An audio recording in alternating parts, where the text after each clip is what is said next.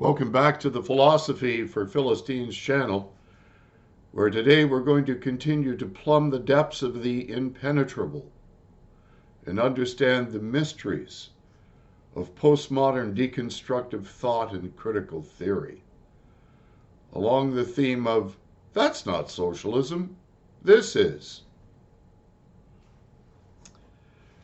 We frame everything within a conceptual framework. As hunter-gatherers, which is how our brains developed, it is necessary to be able to categorize things instantly without much thought. The framework of our ability to categorize determines what we are going to name things, how we will perceive them. In the natural world, as we were gathering and hunting for food, we would perceive things as potential prey, potential food to eat, or something that might be harmful or a threat. These essential categories are ingrained literally in how our brain functions. So the conceptual framework in which we see things is essential in determining our view of the world. From the International Journal of Qualitative Methods, I posted an article and I'll read part of it to you. In this article, I have proposed a new qualitative method for building conceptual frameworks to better understand phenomena linked to multiple bodies of knowledge situated in multiple disciplines. First, it includes a redefinition of concept, conceptual framework, and conceptual framework analysis.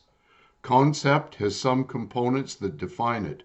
All concepts are characterized by a number of features: an irregular contour defined by its components, a history, some bits or components that come from other concepts, and elements that can be traced back to other concepts.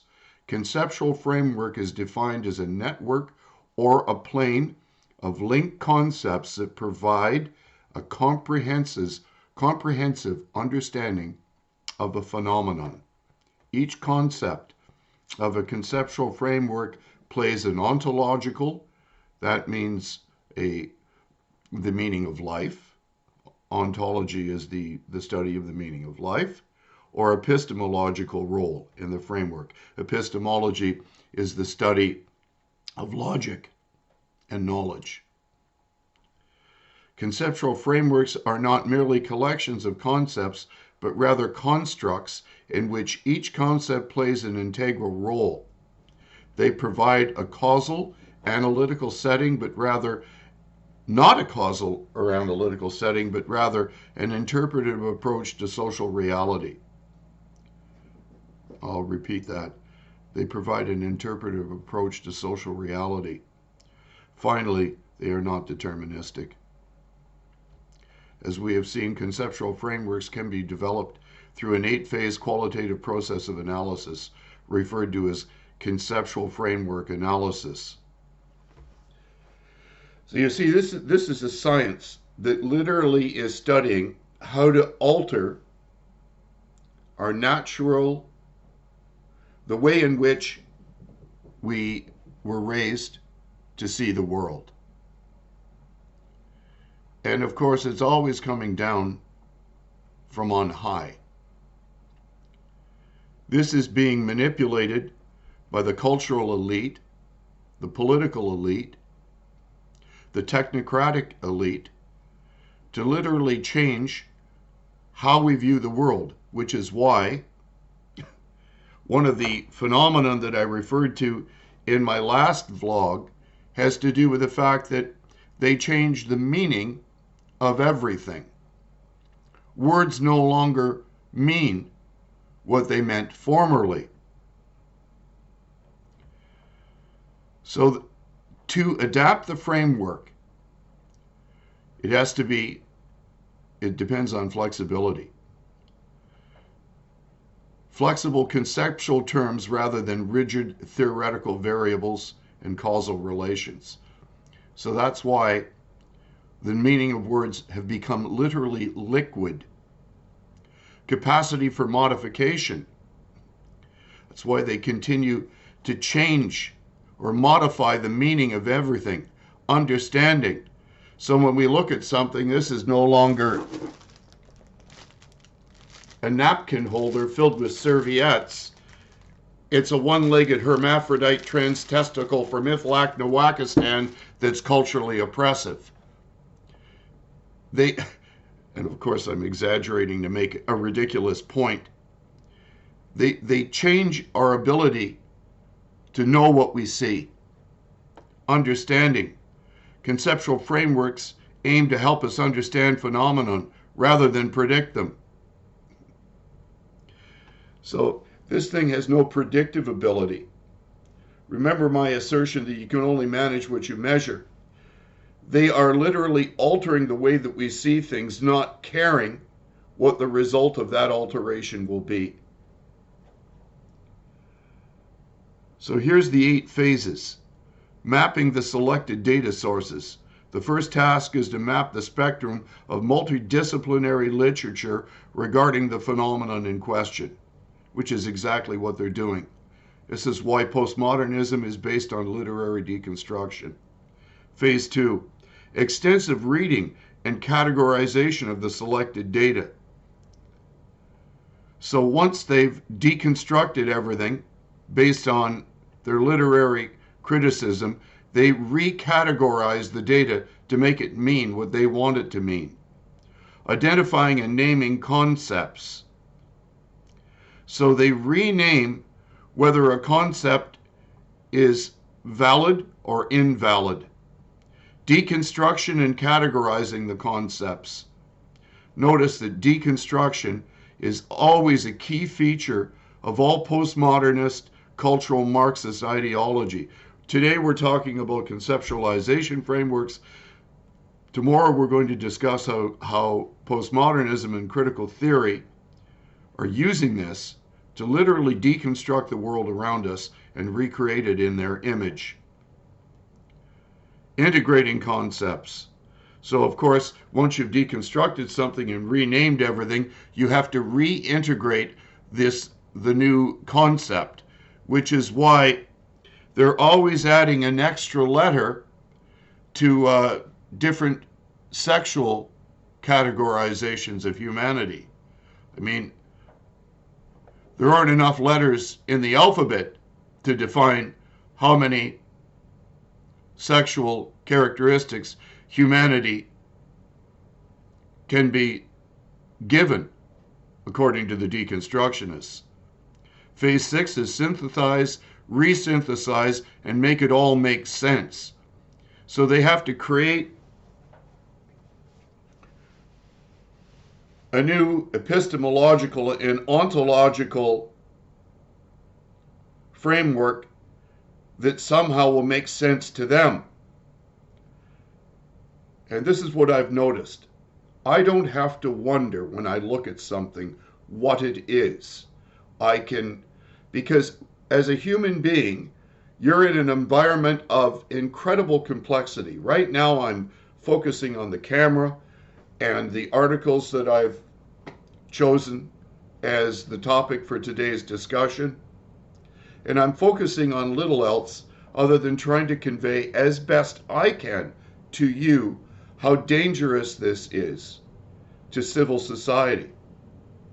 I'm ignoring everything else in this room, the paintings on the wall, the color of the walls, the chair I'm sitting on, the table, because I don't have to recategorize everything. I already have these things categorized in my mind, and basically I see them all as tools or as objects of beauty. I don't have to redefine what everything is.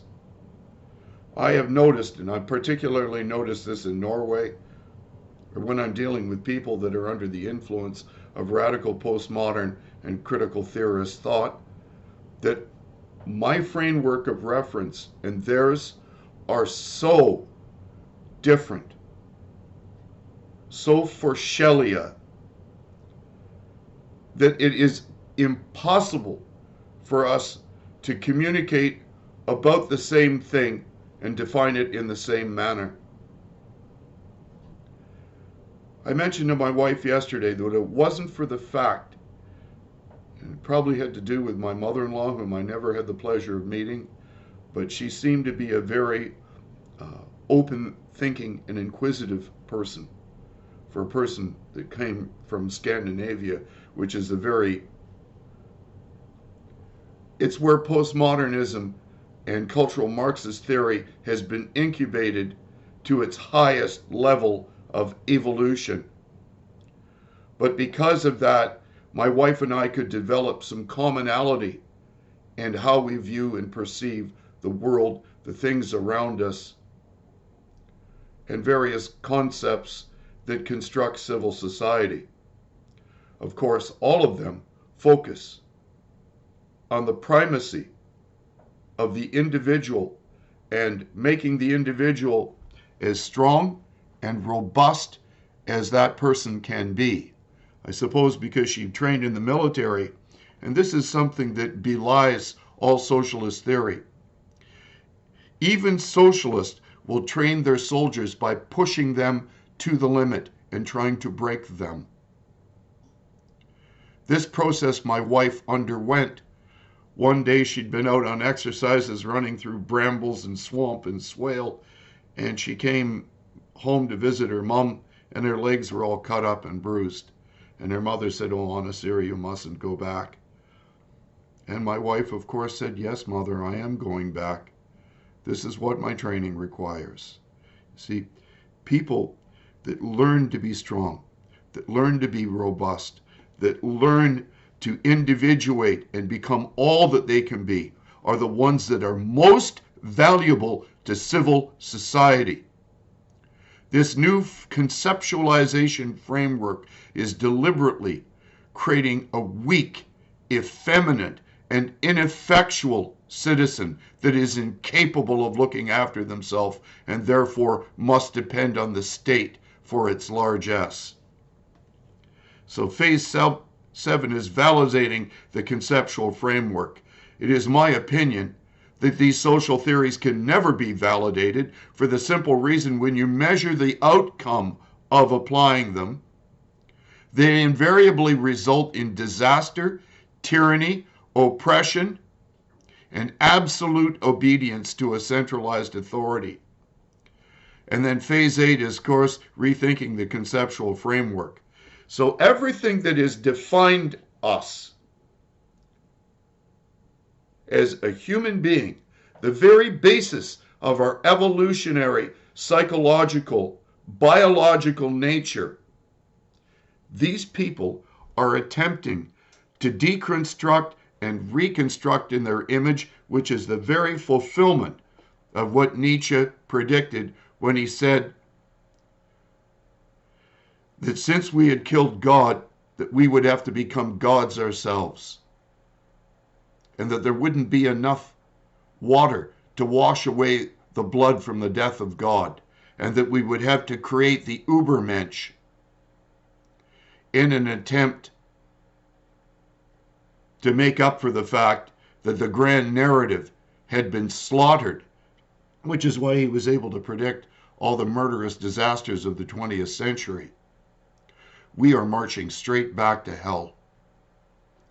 We have given up the very foundational principles of Western liberalism, focusing on the sovereignty of the individual and his divine rights. These are things to think about and pray about. All the links to the article will be below. I invite you to read it in its entirety. And tomorrow we're going to talk about critical theory with some notes from Stanford University and how that is being used to alter our conceptualization framework. Think about yours. Think about the way you were raised. And look around you today at what the state calls things. Even as that dear gentleman, the last living signatory of our Charter of Rights and Freedoms is taking our federal government to court to sue it for the lack of freedom of movement across this nation, which is why the truckers are coming to Ottawa right now. It is guaranteed in our charter that we have the right to travel from province to province, unrestricted, and that we have the constitutional right to leave the country and re-enter it at will. This government has put emergency measures in place because they've literally altered the conceptualization framework by which the charter is read by them, in direct contradiction to the actual meaning of the letter of the law. If you don't think that's dangerous, then you are the problem. God bless you. Have a great day.